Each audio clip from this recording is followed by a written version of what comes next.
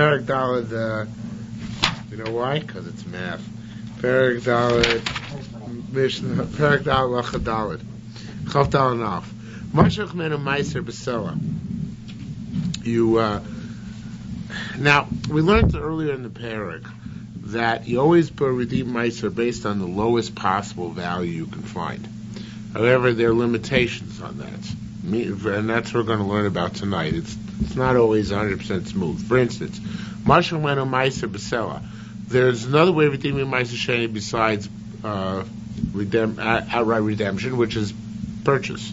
But I could purchase your Meiser Sheni, in which case it now becomes chulin in my hands, and the Meiser Sheni money is in your hands. Is that clear what just happened now?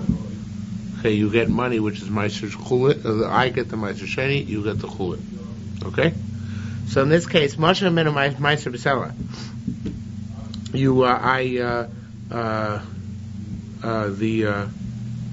Well, actually, that's not the case. Sorry. No, there's no Meiser Sheni. The sale redeems the Meiser Sheni.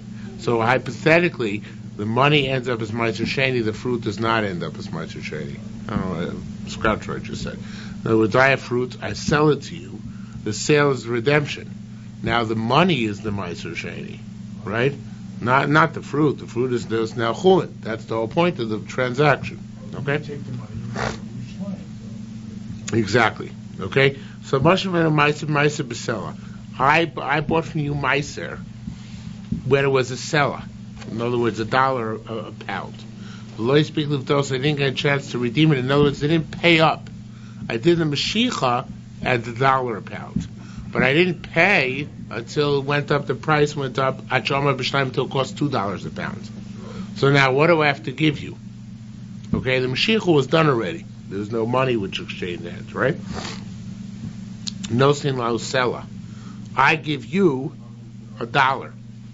Umistaker b'sela, and I keep $1. Meiser Sheni shelo, but now each one of us has $1 of Meiser Sheni. Which you got $1 of Meiser Sheni, you the seller, because I gave you that $1. That's what I owed you, because the Mashiach was done at the price of $1. I have to, however, also to redeem the other $1 worth of Meiser Sheni. Why? Because the redemption is not at the time of the Mashiach. When does redemption actually take place? Now, when I cough up the dough, right?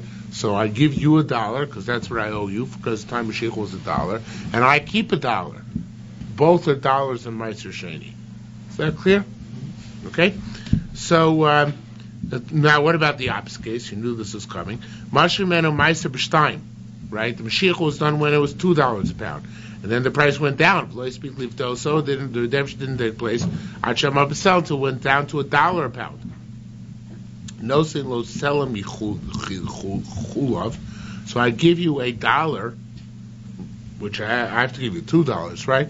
So, but only $1 is redemption, right? So I give you $1 of the $1 of the which is chulin. The seller gets chulin $1, and seller shel Meiser Sheni shelo, and additionally the seller of Meiser Sheni. Okay, so it gets $2 because that was the deal, right? Only it was seller's chulin and a seller's Meiser Sheni. Because again, when's the redemption taking place? Now. And what's it worth? It's worth only $1. So I'm giving him two, one of chulin, one of Meiser Sheni. Okay. Aren't you? I don't know if I translated that right. Yeah. At that second $1, I mean, because the price originally was agreed to almost $2. Yeah. So you're only paying me $1 now. The other $1 doesn't have a semblance of kedusha that it was designated to be Meiser Sheni money.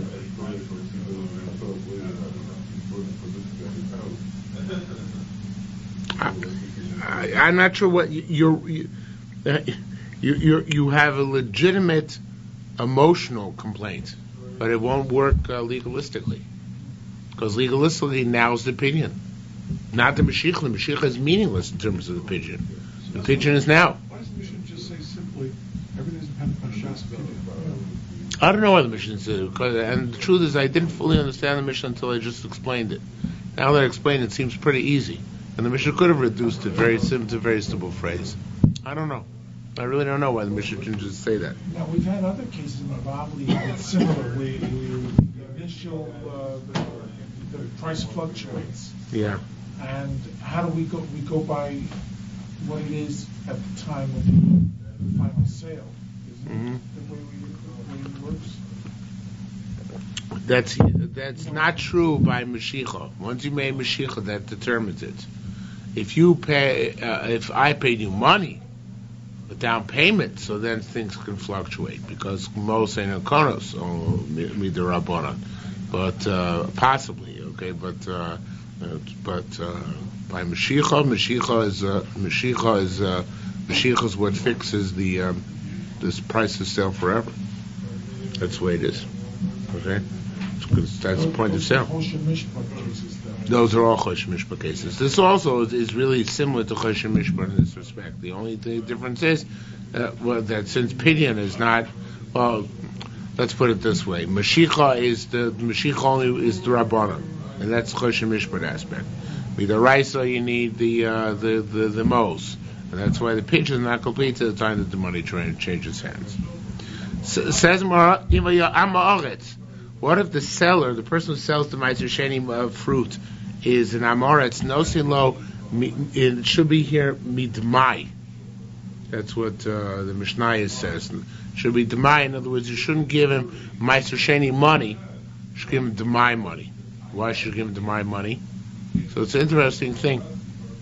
Of course, if you were afraid the Amoretz is not going to eat the Meiser Sheni properly. However, in a case where the pidyon was done on this commodity,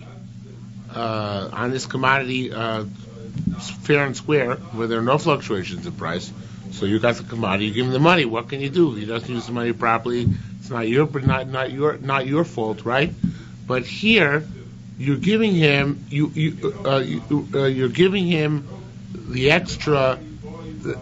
With this toy bag case, where it started off being $2, and now it's worth $1, right? So the pigeon of Meiser Sheni, really, you could have kept to yourself. No, is that going to work?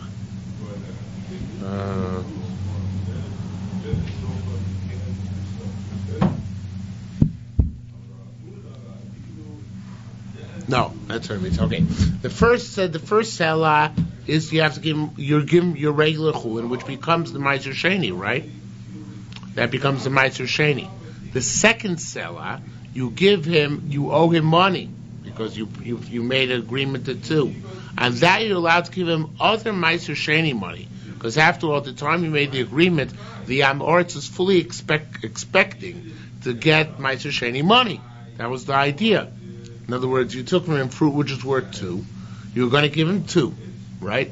Those 2 would have been Meiser Sheni money. So you're entitled to give him Meiser Sheni money. Now the price went down, right? So you give him the $1 from your own chulin, which becomes Meiser Sheni money in the hands of the Amoretz. There's no need to talk about it. But the second one, which you give him, the second dollar, that dollar, had the price not gone down, you would have had to also cough up your own chulin, which would revert to Meiser Sheni in the hands of the Amoretz. But now that the price went down, and the Meiser Sheni is redeemed for $1, so the second dollar, that which it's a kula which we're giving you, that you can pay him up with Meiser Sheni money, right? The Meiser Sheni is fully redeemed. Well, on the contrary, since the Meiser Sheni is fully redeemed, so the second dollar doesn't have to be chulin. When does the money have to be chulin? When it's going to become Meiser Sheni money now as a result of the transaction. When, however, the transaction is already completed in $1. And the second dollar only giving him because that was the original agreed upon sum. So then that second dollar, even though if you had given him chulin, it would remain chulin in his hands because the pidyon is complete in the first dollar. The halacha it tells you, well, of course, the guy was only expecting to get Meiser Sheni money, so you have this kula that you can pay him up with Meiser Sheni money. But says the Gemara, says the Mishnah, on this second dollar, if he's an Amoretz, you got to give it him from Meiser Sheni money of the Mai. Because Mela, on the first dollar, you got Meiser Sheni from him, you give him Meiser Sheni back, you're not responsible for that. But to give him a $2 Meiser Sheni of your own Meiser Sheni money, with a suspicion that he might well abuse it, that you may not do. So what Meiser Sheni money may you give him for that $2? Only a Meiser Sheni of Tamai. Okay? Says, pay the Meiser Sheni v'lo kara shem.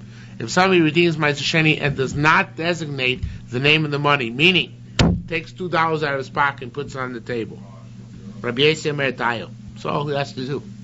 Rabbi Omer Tzarech she's got to specify these $2 for Pidyon Meiser Sheni.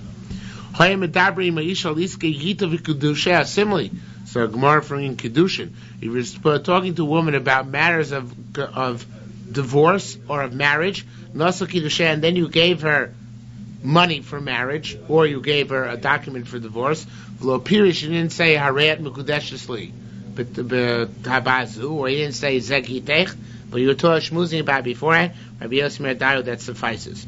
Rabbi Yehuda Omer Tzarech L'Farish, you have to specify that this is a get or this is Kedushin. Has to be specified. Okay? Masnisin the Lokar Hashem Gamliel. It's Mishnah Haik Rabbi Hashem Gamliel. Now Rabbi Hashem Gamliel Loimer, Rabbi Hashem Gamliel says, the Mashiach of Meiser Sheni is the pidyon.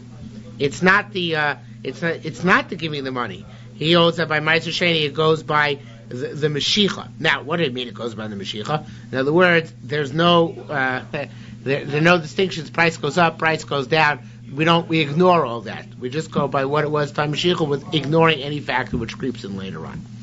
Rabbi Yossi B'Shem Rabbi Elazar said, he says that you don't add a chomesh on the second seller.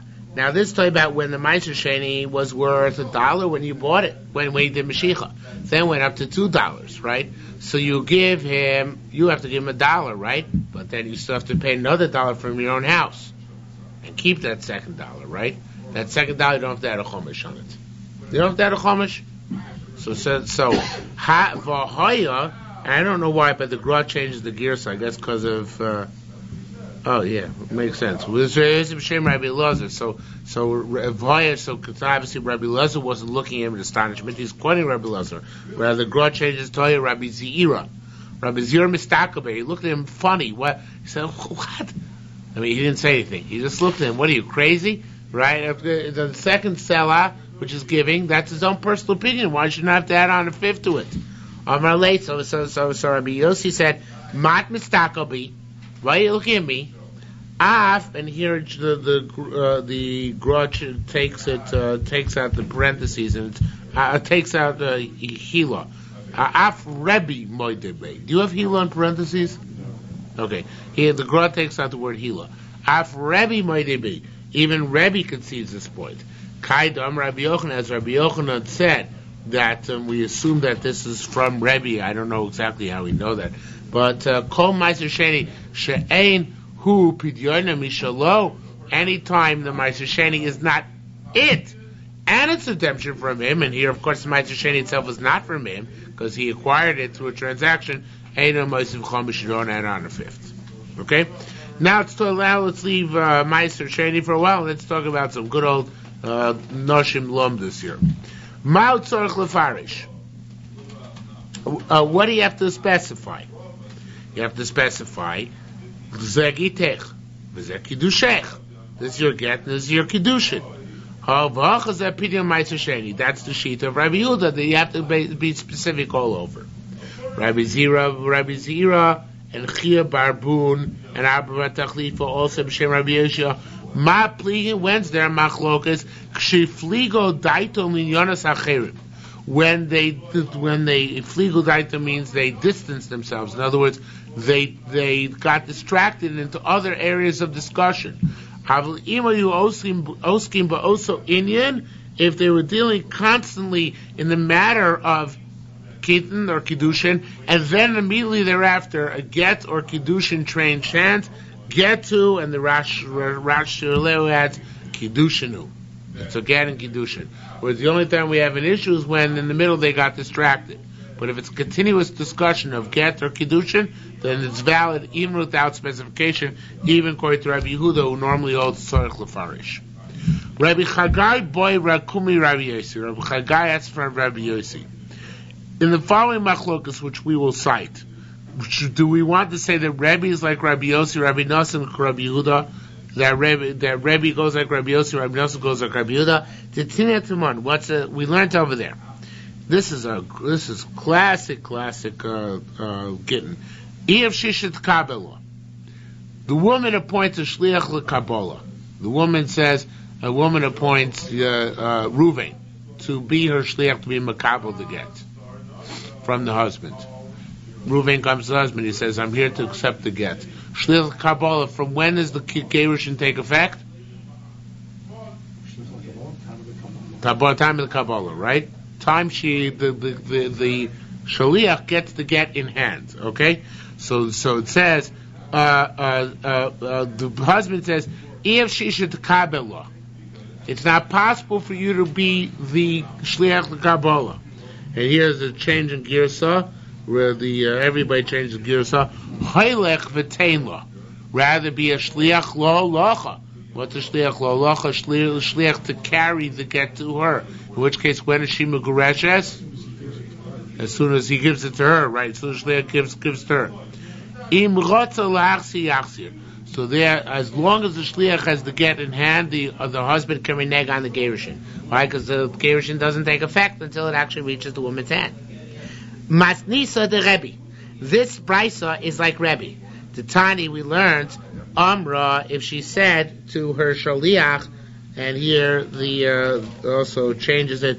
Everybody changes it to hiskabeli giti, receive from me my get. V'halach v'amar lo, and the shliach went and said to the husband, Ishtacha Amra, your wife said, hiskabeli giti, receive from me the get. Holi chola. And then the shliach got to get to bring to her v'nasno law, and he gave it to her. Zachola.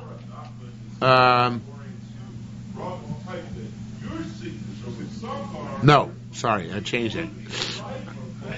I got that wrong. Sorry, let me start the price over again. Bad mistake. The tiny Amra is kabbalah giti. V'halach v'amra ishtacha Amra is kabbalah giti. Now, the husband says, Holy chola. He doesn't say EFC. He says, holy, he doesn't say no. He just says, take it to her. Unesano law, and give it to her. Zachola, he says, be mezakeh for her. Skabala, receive it to her. Any lashon like this. Once he gives down the shliach, he can no longer renege according to Rebbe. Now, it's none of these languages cancel the shliach status as a shliach l'Kabbalah. Why? Because he didn't say what? EFC. He didn't say it's not possible. He has to. So it still depends on the Baal, not the Isha? No. Because the Isha is the one that appointed the shliach. So I would think that he would have to repudiate that shlichus. Once he repudiates that shlichus, he doesn't have to accept the fact that this is that this guy is a shliach. So, but once he has to consciously, not consciously, what's the word? Verbally repudiate his shlichus and appoint him as a shliach lo locha. Okay, Rabbi Nosson depends what he says. Holichula. If he says take it to her, when his son-in-law or give it to her, if he wants to renege afterwards, Yachzir is allowed to renege. Zachala, acquired for her, Hiskabala, or receive it for her, he can't renege. So a very basic distinction according to Rabbi Yehuda, according to Rabbi Nosson. Even if you didn't say EFC, if you said holicho, or nesano, so then the shliach becomes the shliach lo locha, the shliach of the husband, and he can renege until he reaches her hands. In all these cases, the husband cannot renege after giving the get into the hands of the shliach, unless he said to the shliach, It's not possible that you should be the recipient, Elisha Tolichila, rather you should bring it to her. Now, all that is Rebbe's and Rabbi Noson's machlokus over there. The kasha al the Rebbe, it's difficult on that which Rebbe said. Now here also there's a typo. It should be holech. If he says, take it, midiburi, from his statement, imrotza, from my statement, imrotza lachsir yachsir. I don't understand, says the Gemara. What's the logic of Rebbe who says that as long as he didn't say, so long as he didn't say, Efshar, from his language, it should be imrotza lahachsir yachsir. It says here lo yachsir by you. Yes. Does it say lo yachsir? It's a typo. It should, the Rash Shalei takes it out. So it should be, again, according to Rebbe, it's difficult from his language. It should be sufficient. They should be able to renege, and it should be from diburei. I guess not diburei. In other words, from his statement. The kasha to Rabbi Nosson and vice versa, and it's difficult to Rabbi Nosson from the holech midibura. Maybe the holech is, even though the husband did say holech, maybe it means on the basis of her statement. Dibure is his statement, and dibura is her statement, right? So im rotza lachzir lo yachzir. Maybe in that we should say, therefore, that it's as long as he didn't say she, we go on the basis of what she said, and therefore the husband can't renege. In other words, basically what we're saying is, I don't understand, basically what we're saying is, what's the svar of the machlokus? According to Rebbe, perhaps his statement was meant to change the nature of the shlichus. According to Rabbi Nosson, it's difficult. Perhaps his statement was meant to confirm her vision of the shlichus. As long as he doesn't say some words which actually change the meaning, so we can ask in either direction. So says the Gemara, Rabbi Chuna Amar Nase Shlucho Ushlucha. So Rabbi Chuna wanted to say, well, you're right. We don't know what's happening. So therefore, he becomes the shliach of both of them. He's the shliach of both the husband and the wife. Says more, Isa Amar, Isa said, how can you say this? Kulon the Tininan Shlucho Shlucho. Anytime you say that it's his shliach and her shliach, Mugureshes veinu Mugureshes. So it would be a suffix. Here we're saying with definitiveness. We're saying if he says X, then she can no longer renege. If he says Y, he can renege. There's no case where it says you're suffix, but by definition we're not sure who shliach it is, meaning, which is tantamount to saying both of their shliach, then we'd have to say it's a suffix, that we don't know how to paskin. And yet nobody came to that conclusion. Now the Gemara doesn't draw the obvious conclusion which Rabbi Chagai wanted to draw from this. But he brings down here the Levi Yerushalmi, this new parish I'm using. He brings down here that it must be, that Rabbi Chagai meant to say it must be that the machlokus here is the same machlokus Rabbi Yossi and machlokus Rabbi and Rabbi Nosson, same machlokus Rabbi Yossi and Rabbi Yehuda. Rabbi holds with Rabbi Yossi that any time they were asukin boso inyan, they were dealing previously in a certain issue, we continue along those lines. And therefore, since the statement was made by her that she wants the guy to be a shliach Kabbalah, we continue along those lines unless the husband says she, which abruptly breaks the previous line of thought. Whereas Rabbi Nosson holds like Rabbi Yehuda, that previous lines of thought are irrelevant. And therefore, in our case, even if they were talking about Kiddushin and Gittin all day, doesn't matter. Now, in order to make it a Kiddushin or Gittin, it has to be verbalized that this is Kiddushin, this is Gittin. And so too here, even though she had previously, the wife had appointed this guy Shliach Kabbalah, that's what passes water on the bridge. Right now, let's see what's going on. The husband says a language which indicates that he wants halacha, that determines the nature of the shlichus even if he didn't say EFC. Again, because they don't look at any antecedents, I only look at the current situation. Okay, so that's the interpretation of Machlokas. That according to Rebbe, we look at antecedent behavior, just like over here Rabbi Yossi says that we look at what they were talking about previously about Gittin and Kiddushin, and Rabbanan and Rabbi Nosson holds that we don't look at antecedent behavior. Just like over here according to Rabbi Yehuda, it's not enough. They were talking previously about Iske Gita, Kita, Vikidusha. Okay? So it says the Gemara, Arle. So Rabbi Yossi said to Rabbi Chagai, what else would you want to say? I certainly don't have a better pshat than that. It's a nice pshat. Vam Rabbi Zira. And Rabbi Zira says, no. Chia Barbun and Abba Tachli, which Rabbi Yossi said, no. It's no comparison. Ma pligin, just like we said above. Ma pligin, where do we have Machlokas Rabbi Yossi and Rabbi Yehuda in our Mishnah? Kshi fligu daitu l'dainyanim acher. We said before, what did you forget? We said before that when does there Machlokas? Only if in the middle they interrupted and got distracted in other matters. Avlima you are sukin bo, so he didn't get to. But if they were dealing with the same issue continuously, then it is a valid get. V'hacha, and yet nonetheless, the Machlokas Rebbe and Rabbi Nosson is afilu ayin asuki bo, so ininu Machlokas. Even if the woman said made a shliach Kabbalah, and the whole time they're all in the same room, and the everything was continuous. Still, I say that I have a Machlokas Rebbe and Rabbi Nosson. So it can't be the same basis as the Machlokas Rabbi Yossi and Rabbi Yehuda, because Machlokas Rabbi Yossi and Rabbi Yehuda in our Mishnah is talking specifically about a case where there was an interruption in the middle, right? And there, the Machlokas Rebbe and Rabbi Nosson is even if there is no interruption in the middle.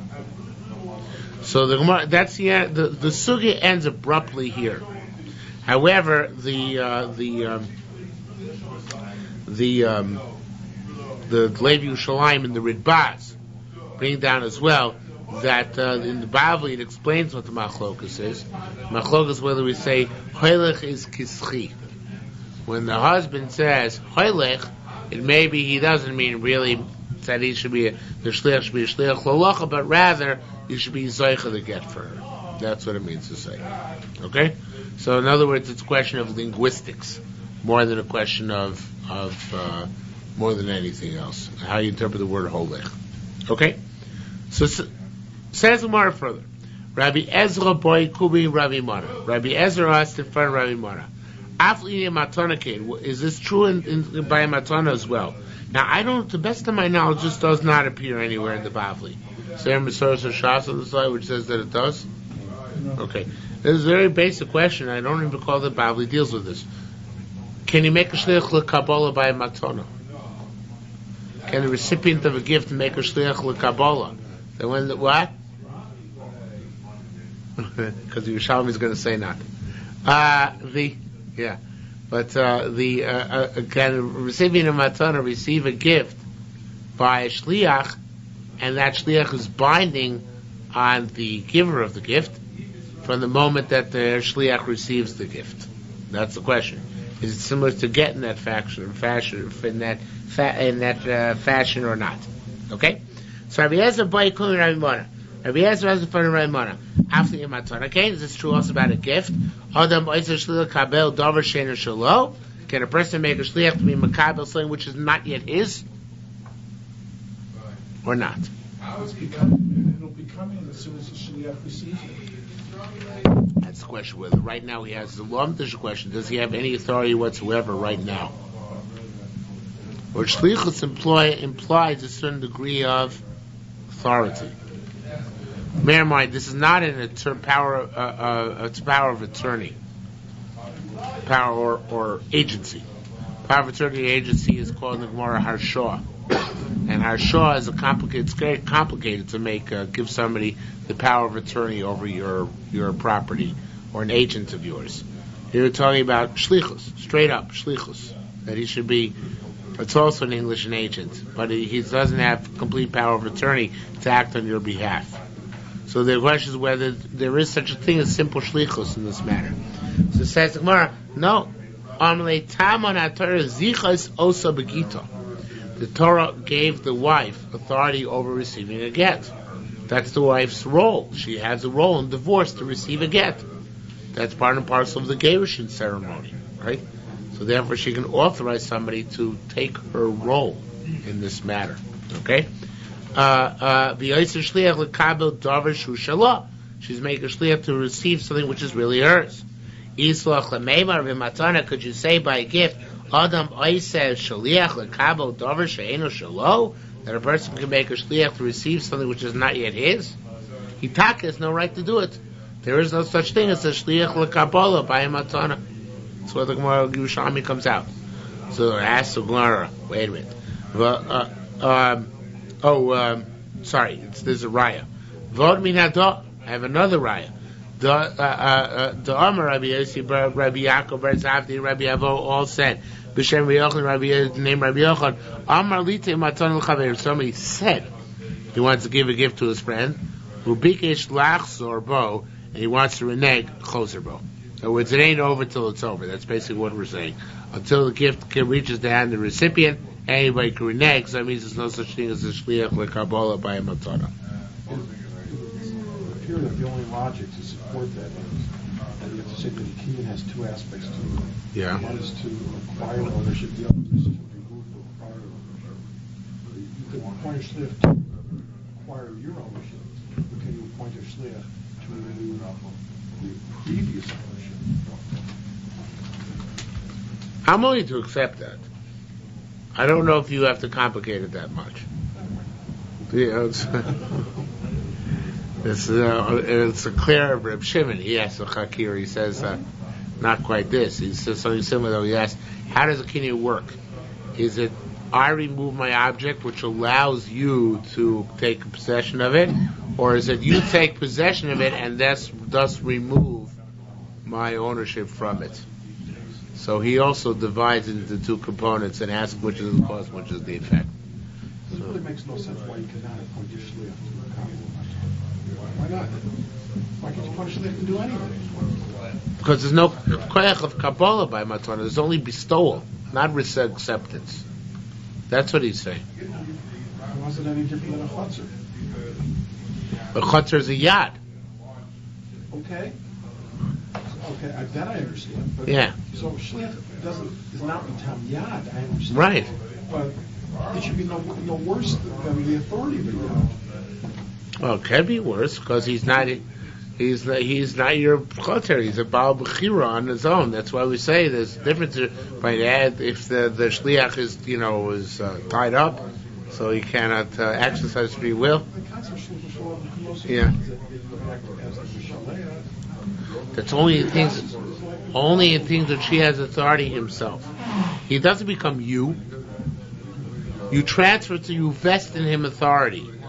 This is not saying which the authority exists before. It's like Gita v'yoda boim kachas. The authority to be an owner over it only comes together with the object.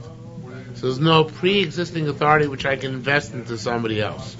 That's what the Yerushalmi is saying. Okay? Well, you understand it. You just want to give it more profundity. Well, the shot just doesn't make. Well, it just seems to be such an elementary thing. For passive action. But you understand that that's besides the point. Because it's a passive action, so the Gemara wants to say there's no exercise of authority, so therefore there's nothing to vest. Need something to vest? How are you going to vest? The only time you can vest is power of attorney. That's our shore. That's something else. You have to be marking the karka in order to do that.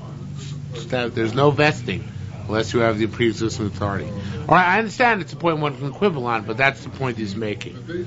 Okay, it says tomorrow, come Rabbi Yossi, Rabbi Yaakov Bar Zavdi. Rabbi Yossi arose to strive with Rabbi Yaakov Bar Zavdi concerning this issue. Amalei said, "V'hainu hin tzedek." Is this hin tzedek? Hin tzedek literally means your measures should be just. But we darshan it all over. Hein tzedek. When you say when you make a promise, you should keep it.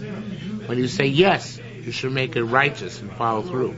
So to here, at the very least, He's asking a kind of I don't like the question. It's an ethical question imposed on a legalistic Gemara. But he's saying the moment, if you intend to give a gift, and you give it to a shliach, you should be bound to follow through because of the ethical obligation of keeping your word. And you gave your word on it. So that should be sufficiently binding. So says Mora, I don't like the Mora's question, I don't like the Mora's answer either. Says Mora, Amrin b'shosha Omar hin tzedekava. Oh! He meant what he said, but when he said it, now when the push came to shove. So that's why it's not binding. So the question is funny, the answer is funny, the bottom line is that's an ethical consideration.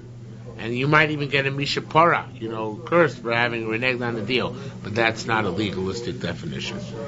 Okay? No sense putting that much, but it seems strange. If you order something, you cannot have it from there. You can't have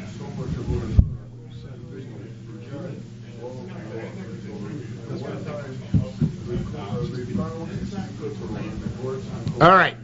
Says the Mishnah further. Take a deep breath before this Mishnah. Actually, the second half of the Mishnah is the difficult part. Haminiach Isser. How many more minutes do we have?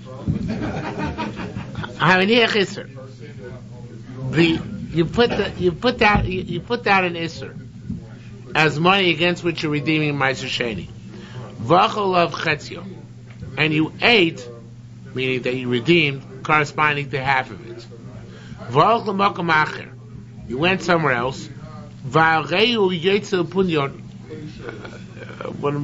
I give as an example? You have a $50. Let's make it. You have $1, and you set it aside to be posed, and you were posed already on $50. Now you have $50 left. You went to another city. In the second city, the $50 is worth what $1 is worth in the first. This $50 is worth $1.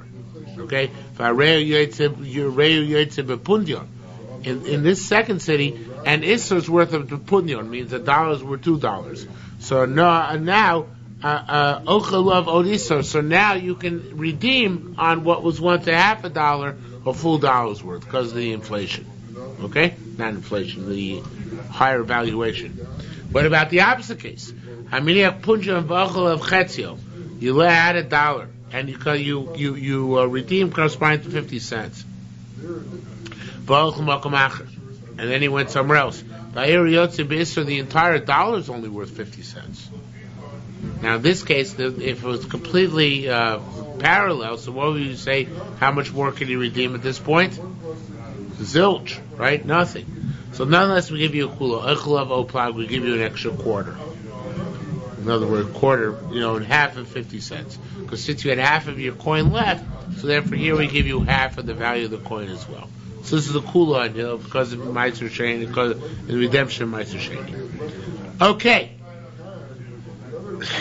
The rest of the Mishnah, even the Kahati says, there's no group shot in it. Look this up in the Kahati, and there's no group shot in it. Not the Rambam, not the Rash, not the Tiferes Yisrael. No group shot. Okay? Does that prepare you for this? Okay. Haminiach Isser Shel Ma'aser Sheni. You have I'm going to learn like the Lev Yerushalmi here, who brings down the Rash, Siraleil's Pshat. Your father left you an Isser Ma'aser Sheni. Your father is suspect of being an Amoritz, but you don't know for sure. He left you an Isser Ma'aser Sheni. Isser Ma'aser Sheni money. What can you eat corresponding to that of grain? How much grain does that Isser represent? Okay, make the cheshbon. How much grain does that Isser represent? I don't know what the value of the grain is. What? You're missing an element. What is the value of the grain? If that's all Ma'aser Sheni, how much grain has been redeemed? The entire Isser has been used for redemption. How much Ma'aser Sheni has been redeemed? An Isser worth, right? Yeah. An Isser worth of grain is how much.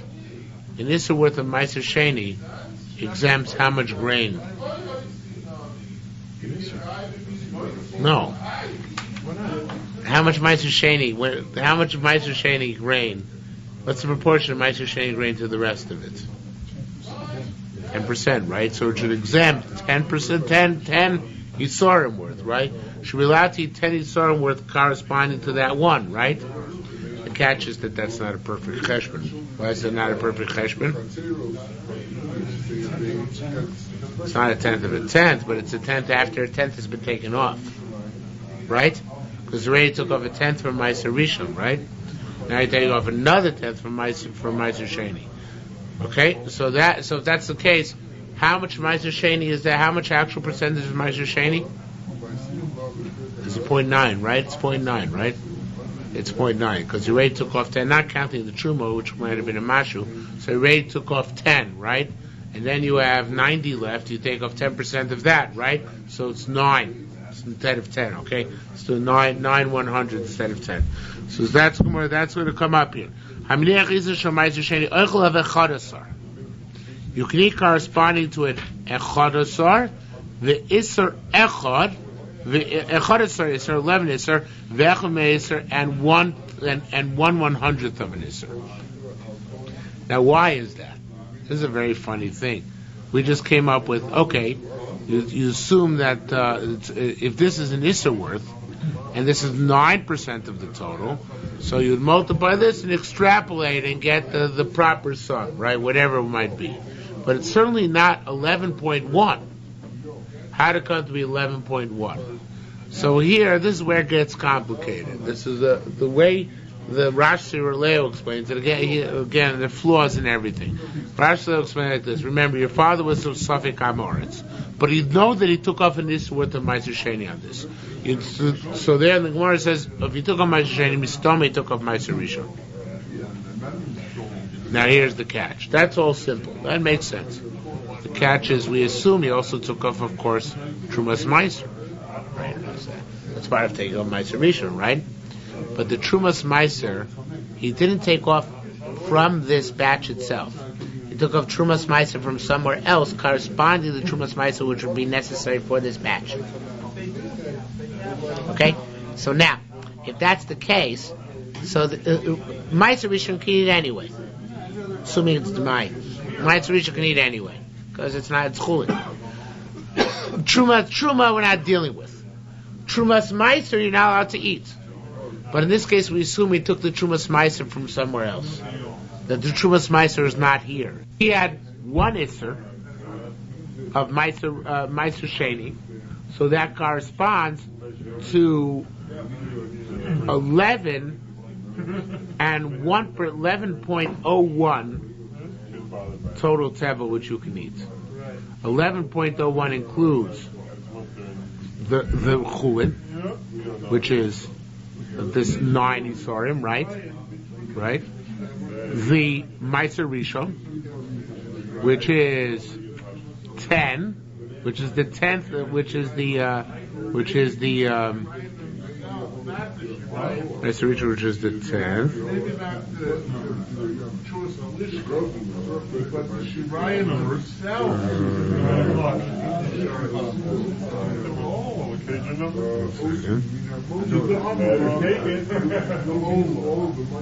All of the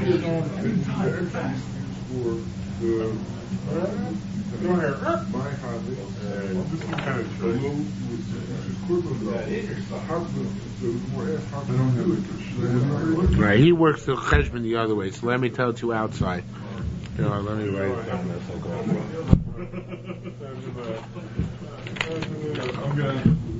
The Kree, the total batch was 11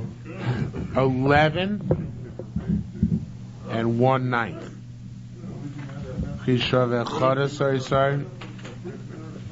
And 1/9. You took off from this 11 and 1/9. How much was Meiser Rishon? 10. Took off from the 10. You took off 1 from Meiser Rishon, right? From the 1, you took off. From the 1, you took off 1/10 as Meiser Rishon, and from the 1/9, you took off 11.9 is Meiser Rishon. Is that all clear so far? Meiser Rishon, 0.9, or Meiser Sheni? This is all Meiser Rishon. You start off 11 and a ninth before you took off anything, right? So then you took off 10 for Meiser, from the 10, 1 is Meiser Rishon. From the 1/10 is Meiser Rishon. From the 1/9, 0.9 is Meiser Rishon. Okay? So, Why did you split up each that 11 and 1/9 into 3 different segments? 10, the 1, and the 1/9. yeah, I do this bad. Right. I did what I did was bad. Just to make the cheshbon easier, but I made it more complicated. The 11 and 9th is really 10 and 10/9. Right? So corresponding to the 10, I took off 1. Corresponding to the 10/9, I took off 1/9. Okay? Is that better? Is that understood? Are you following it all? Okay. Well, again, for 11/9, I took off 1 and 1/9 is the total meiser which I have to take off. It really is more simple than I'm making it out to be. We're trying to work backwards. If you have 1 Isser of Meiser Sheni, how much it represented an original Tevel, right? So what it means is that I must have had 11 and 1/9 original Tevel. Because for 11 and 1/9 I would take off 1 and a 9th of Meiser Rishon, leaving me with 10 from which I would take off Meiser Sheni, which this Isser represents. Okay, so working backwards, this son can now know, assuming that his father took off the Meiser Rishon, and the other assumption that the Trumas Meiser was somewhere else, external and not internal. So then this is the sum total of Tevel which he can eat now, corresponding to what an Isser of Meiser Sheni represents. Okay? Is that relatively clear? So it says the Gemara, that's again, the far left over an Isser Meiser Sheni. You can eat for corresponding this 11 Isser, and 1/100th of an Isser. Why does it say 1/100th?